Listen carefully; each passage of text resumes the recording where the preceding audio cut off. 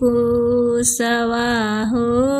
कापले कलसवा हो कापले कलसवा कापले गोत्र परिवार जी कापले गोत्र परिवार जी जंगिया पे धिया ले कापलने अपन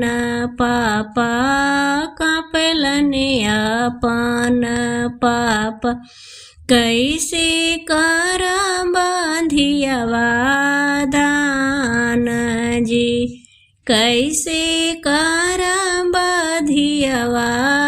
दान जी मड़वा में बैठल बेटी हो सुंदर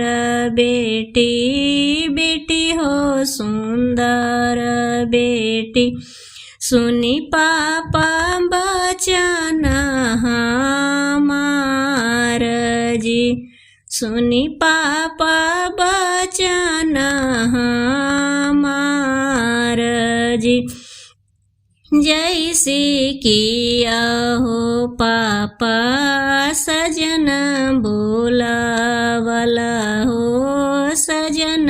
बोलावला ओइसे करना कन्यादान जी ओइसे करना कन्यादान जी कन्यादान करते बेटी बड़ा मोह लागले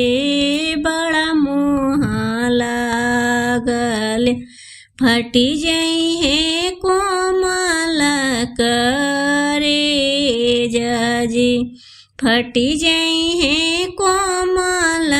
करे जी कापले कुसवा हो कापले कलसवा हो कापले कलसवा कापले गोत्र परिवार जी कापले गोत्र परिवार